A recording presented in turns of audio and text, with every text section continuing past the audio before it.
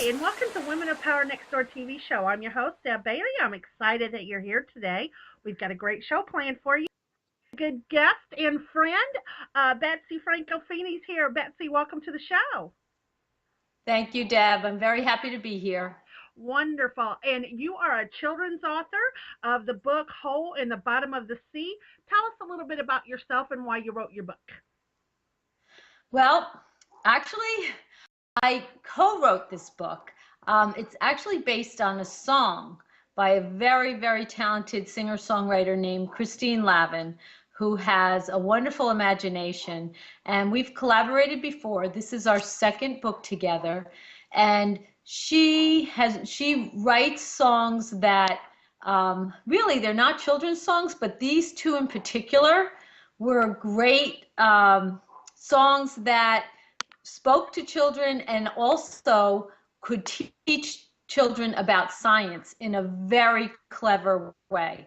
So as a fan of hers, I approached her and we collaborated and we came up with one is an award-winning book, the other one just came out, and we're hopeful that that will also win the same science award.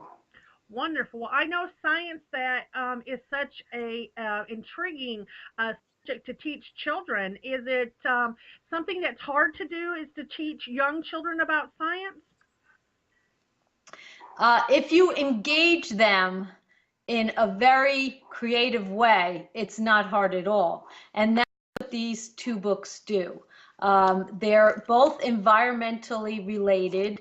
Amoeba Hop is the older book, which starts out talking about the tiny little plants and animals that live in clean water.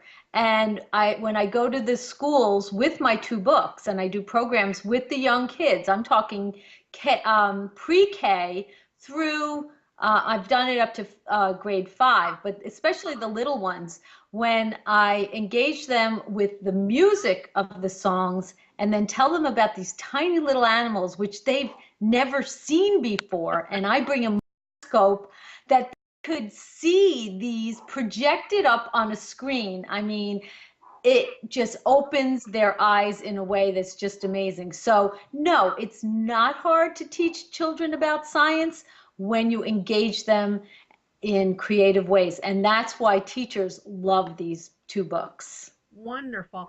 Well, I know that the books also come with their own music. Do you have a sample for our watching audience today? Yes, I do. I can play you a teeny bit of each song. Okay. First, okay, let's see. I'll bring up Amoeba Hop first, and it is a catchy, fun, quick tune. And then the other one is actually a song that people may recognize. But here's Amoeba Hop.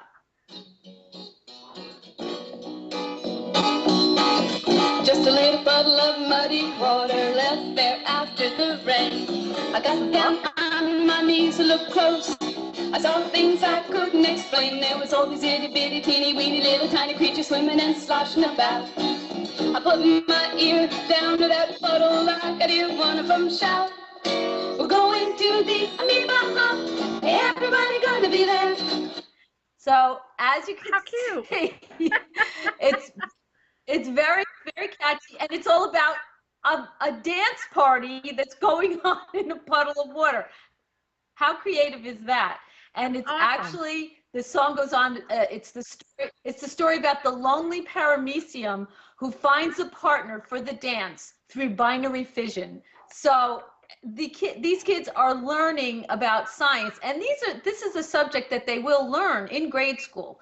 Each grade school, it depends on the school district which grade they're learning it, but they do learn about it. And when they learn it with a song, it sticks with them. Absolutely. So that's the first awesome. one. That is awesome. Now, Isn't it fun? Hole in the Bottom of the Sea is actually based on the events that took place in the Gulf of Mexico just a few short years ago. That's right. That's right. And only Christine Lavin, in her amazing creative way, turned that tragedy into something very positive. So what she did was she started out with a song that is a traditional tune.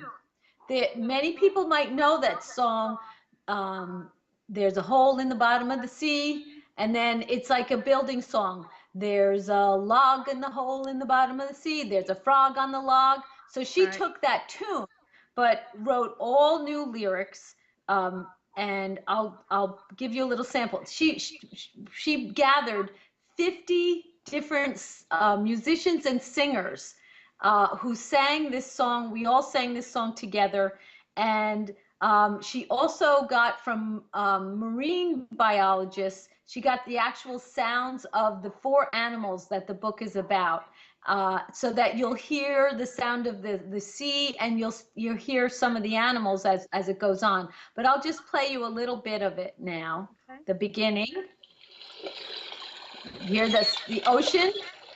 There's a hole in the bottom of the sea, a hole in the bottom of the sea. There's a hole in the bottom of the sea. There's a pipe in the hole in the bottom of the sea, a pipe in the hole in the bottom of the sea. There's a hole in the bottom of the sea. There's a crack in the pipe in the hole in the bottom of the sea. Uh-oh, crack in the pipe. Crack in the pipe in the hole in the bottom of the sea. There's a crack in the pipe in the hole in the bottom of the sea. Here's the oil. There's a dolphin in the oil on the surface of the sea. A dolphin in the oil on the surface of the sea. There is oil, there is oil. I tell the kids, it gets happier. Don't worry about them. On a dolphin in the oil on the surface of the sea. But at first they're stuck in the oil. On the surface of the sea. There is oil, there is oil. At first they get stuck in the oil, and there are 4 of them. There's a turtle on the bird on the dolphin in the oil. There's the turtle coming. And here are the 4 of them. Wow. That is so awesome. So then it turns around, because what happens is that we see them being rescued, and then we see a windmill up on the hill. So then we bring in the thought of wind energy creating clean electricity, and what that clean electricity, this wind farm up on the hill, creates is warm water. It heats the water to be warm to clean the oil off the animals. Wow. How brilliant is that? Simple but brilliant. And here they are being cleaned, and then they're released.